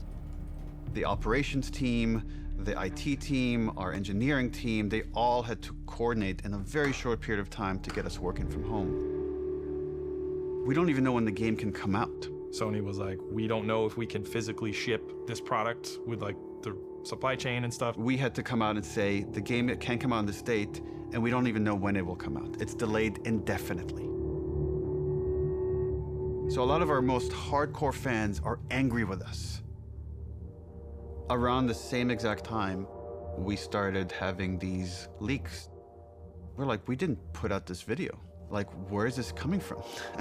It's a video from one of our reviews, so you could hear the notes, and people that can't attend the meeting can watch it after the fact. We store all these videos on our server. Did it come from the inside? Someone with a Naughty Dog? My first thought was, this isn't like a developer leaking this, isn't it? This isn't someone on the team. It's this person in the Netherlands downloaded terabytes of videos through a back door in the server. And then this is where we made a fatal error. Let's close this back door. And then this person put out everything. A video goes up on YouTube, and I don't remember what the first video was, but it was something relatively benign. But they weren't like super important scenes. You know, they were like little clips, and it was like, okay, that's a little weird. What is that? All out of order and stuff. And I was like, oh, that's bad. And you kind of wanted to just say, stop, wait, don't watch it. Like, you're gonna ruin things for yourself. There's YouTubers I've watched for years, and they're making entire videos, and the title is like, fuck Naughty Dog. And fuck The Last of Us Part 2. There's just all this negativity and no positivity because no one has played the game. They just have these videos out of context and all these rumors mixed with them. Abby is playable. They thought Abby was trans because she has muscles. Here's the ending if they kill Ellie. And then it just turned into this whole political thing. Oh, Naughty Dog's, they're doing this political shit. And then I get this text from Evan. They just posted Joel's death. And my heart sinks. I can't even describe this feeling. It's just this like dread. It's almost like you just heard someone you care about died. I don't know, that's the closest I could come to. I thought Troy would be looking at that and be like, you see, you were wrong. He said, do you think we did the right thing? And I said, I don't know, Neil. I haven't played the game yet. I was livid. I was real angry. I'm bombarded with hundreds of negative comments, death threats, anti-Semitic comments. It's putting me in a deep depression. There's some stupid stuff that's like, you're a feminazi, you're whatever shit like that, but it's like some stuff was really like, you know, disturbing. The hatred, I think that was behind it. I was sad. Like, there were a lot of days where I would just cry. Every time I went online, it was just, that's all I saw was death threats and threats of violence. And the worst of it, the really like hardcore death threats got passed along, and they, you know, made sure that they weren't anyone that like lived close by. Yeah, they were like threatening my son, you know, who was born during all of it, and yeah, it was rough. It was rough. But, you know, more than anything, it just kind of like, it kind of like taught me to kind of keep a distance, you know?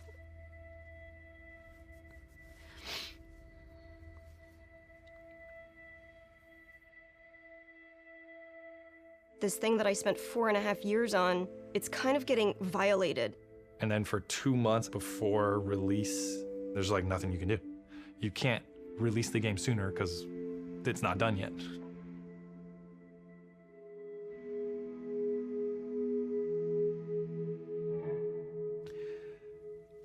And that was the lowest point in my life.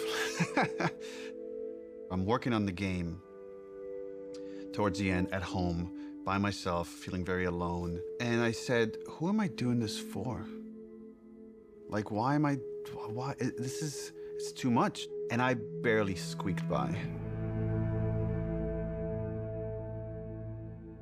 And then we were able to finish it.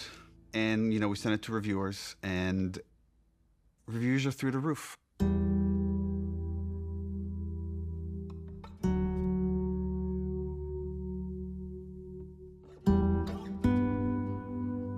And I called Troy, and I said, like, dude, I'm sorry. I feel like I failed you. And he's like, what are you talking about? And I'm like, yeah, I just know how some people talk. He's like, oh, dude, I don't care. I played the game, and I love it. And I got really emotional. It's like I realized how much I care about Troy caring about the game, and that was a huge sense of relief. There's not a single aspect of the game, part 2, that I would change. And anytime someone comes up to me and says, I didn't really like what they did to Joel, I was like, great, awesome. Tell me a better version of the story. And to this day, they still can't. It was a traumatic experience for myself and many people on the team, and the kind of hate we got because of those leaks will stay with me forever. And I can't even describe how angry I was of what the damage this person did to us. I want them punished in every sort of way. I wanted this to be this villain. And this person is like, in their 20s or whatever. They live with their parents. And it's a fan. And then when we delayed the game indefinitely, this is what they said, is like, I wanted to force Naughty Dog's hand. I wanted to force them to release the game. So I thought if I just put out all the videos, eventually they'll put out the game, which again was never an option for us. And I remember sitting there, sitting in my anger, and then slowing down and just saying, okay, if anybody should take the lesson from Last of Us Part 2, it should probably be us. Just let it go.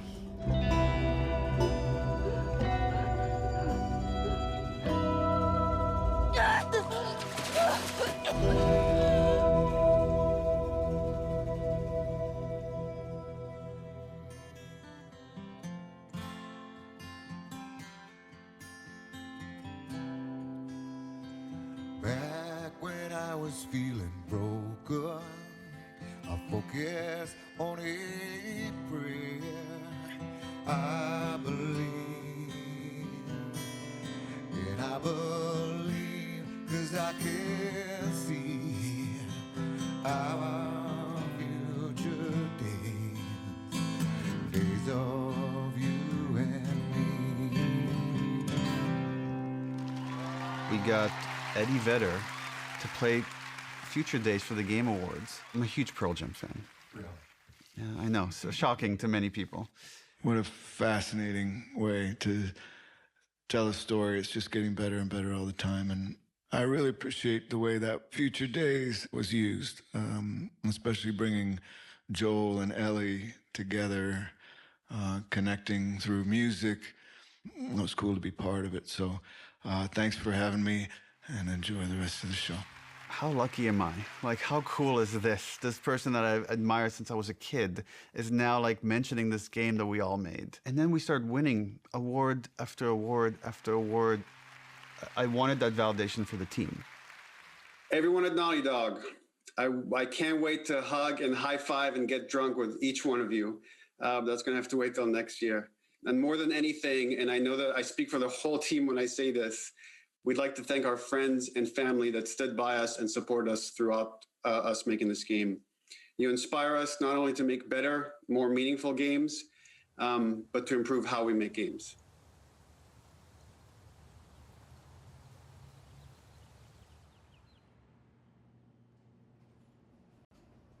The pandemic kind of brought up that question of health and mental health. Are we developers that are going to stay at the studio and have full careers? How do we make this sustainable? I chuckle in retrospect, just how absurd the failure of trying to alleviate crunch was. If you have great processes and you're super organized, that doesn't fix crunch. What that does is it allows you to make a bigger game. We read the post-mortem feedback for The Last of Us 2, and it was really, really upsetting to see what coworkers had gone through. So we were highly motivated to try to figure out how to fix it. Everything about our workflows were already being upended with remote work and everything. So it's like, okay, well, yeah, we got to do this now. And we knew that to make the real changes we did, it would take the entire studio working together. We now have the goal for Naughty Dog to eliminate crunch. The only thing that fixes crunch, the only thing, is just deciding that you're not going to crunch. When we onboard people, we tell them, you know, we have a reputation as a studio for crunching, and it's something we don't want. And it's something we're not going to do anymore. First, we had to do, what is crunch? Let's define it. Because when you just look at hours, that turned out to be too simplistic. It's a multitude of factors. It's not just like one thing. It's not just, oh, because of this is what's causing crunch. It's literally like so many of these little things. How do we make sure no one at Naughty Dog burns out? You know, every couple of months, we send out a 90-second questionnaire that goes, are you worried about your workload? Are you worried about having to work overtime? If you feel like I'm overburdened with work, you have to tell somebody. We used to, as a studio, when we were getting close to shipping a game, bring in dinners for the whole studio.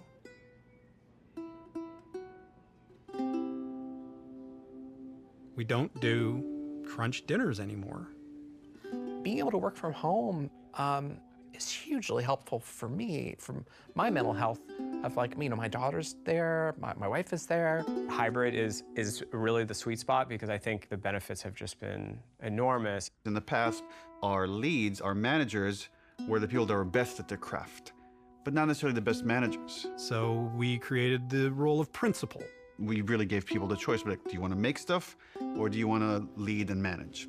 And Arnaldo is now a lead designer here. Now I'm responsible for a team, and I really enjoy that, and being able to share that knowledge and kind of work with someone, even if they're more experienced than me, and it's been great so far.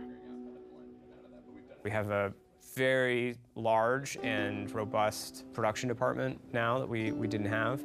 Holding us accountable when we make a decision, when it's just everyone going, yes, more, yes, better, yes, polish, polish, polish, tallying that up and going, okay, well, this is the result. Now you're not in your ship date anymore.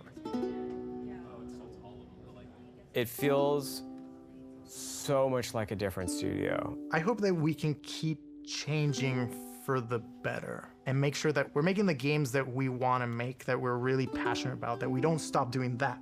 We want self-driven, healthy designers. Yes, we want to have it all. We want to have it both. And can we do that? That'll be the question, I guess.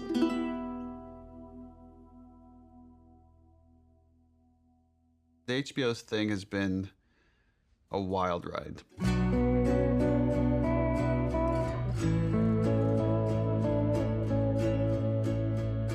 I just wanted it to be like good.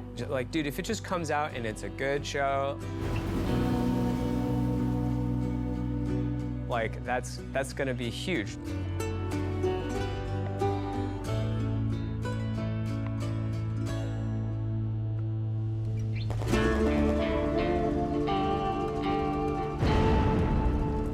I'm sure it will be very different when I actually see Abby being portrayed. That will be so weird. I can't imagine what Ashley and Troy must be feeling. Specifically because Ellie is a part of my heart. In some ways, it was really hard. I feel like Bella was the only person who could play her because I feel like she is Ellie. There's a part of me that's like weirdly protective of her.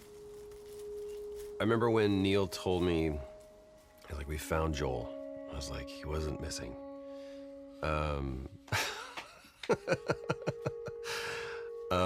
He goes, Pedro Pascal. And I went, oh, we're bulletproof. It felt like Craig and Neil together saw that this was a story about humanity, and they made it a story about humanity. We got Frank. Who knew that was waiting? Craig's screaming from the sidelines going, I did. When Neil and Craig asked me to play Ellie's mother, Anna, it made me so happy. And I'm crying, so it doesn't seem like it, but it was symbolic in so many ways to me. Being able to sort of bring Ellie into the world, be the first one to fight for her.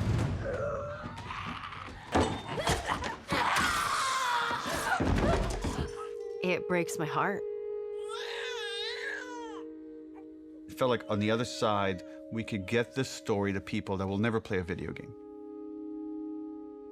My mom is watching the show, and like, she can enjoy this story and she can be a part of it. And she's so excited I'm working on season 2 and getting to see that. I love this idea that someone could watch the show and then realize, wait, that's based on a video game? And come back and check out the game and then realize, oh, there's like all these rich games, AAA, indie, and all sorts of stories that are really unique to this medium.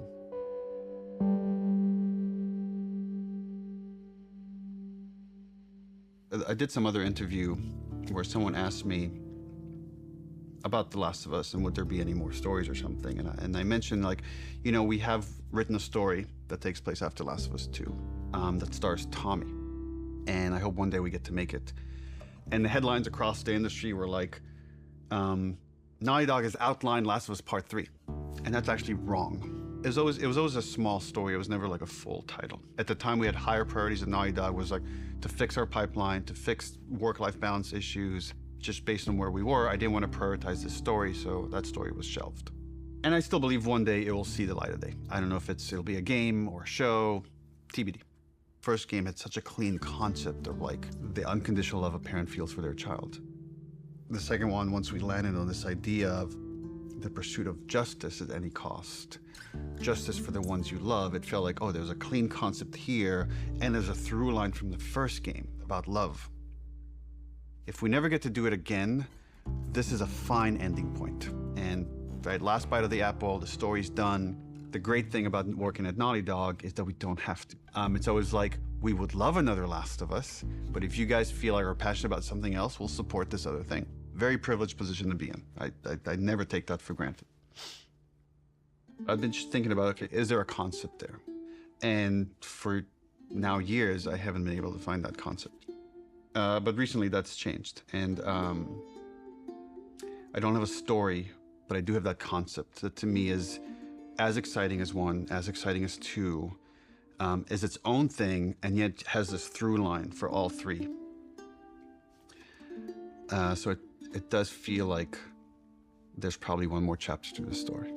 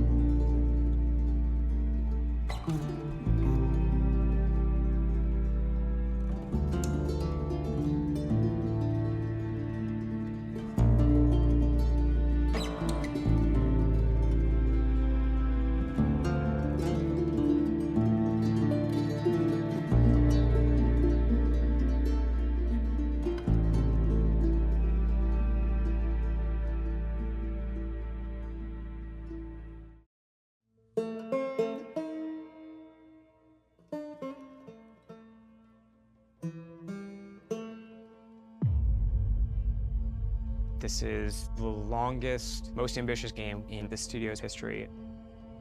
That's a big challenge to take on.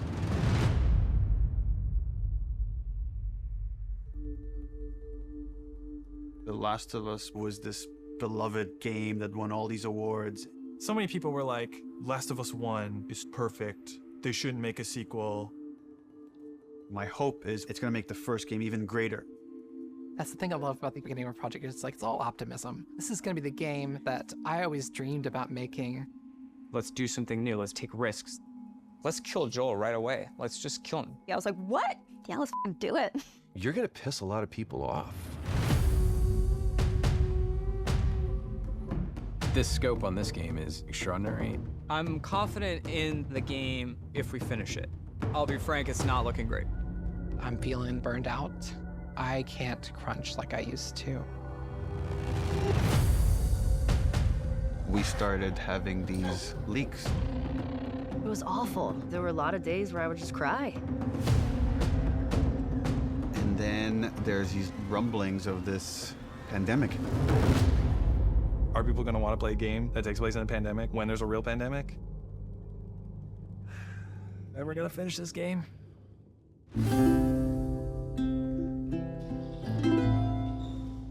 It's a marathon, it's not a sprint. Keep the faith. When we come together, when we do this thing that people outside the studio talk about, like this Naughty Dog magic, this is what it looks like.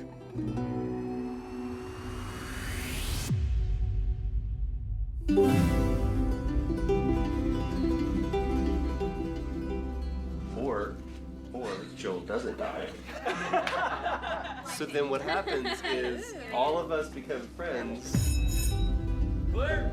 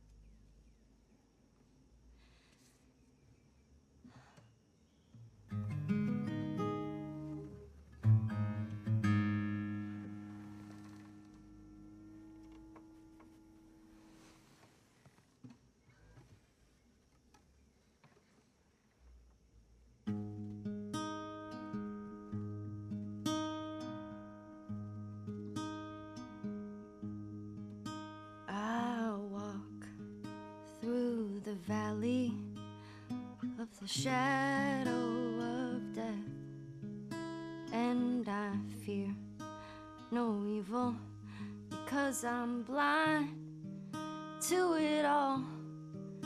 In my mind, my gun, they comfort me,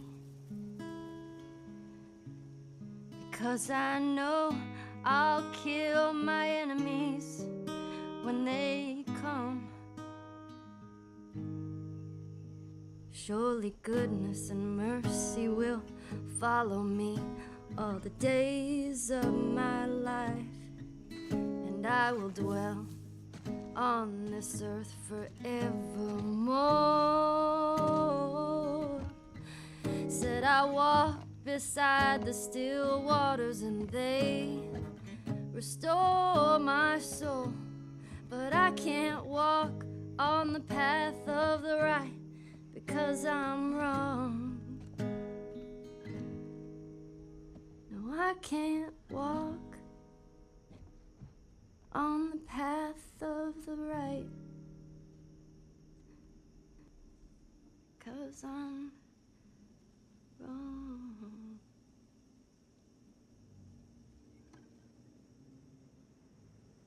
What do you doing, kiddo?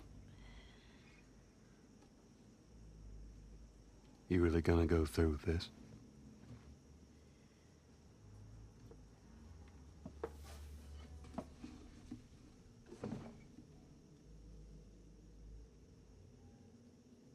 I'm gonna find,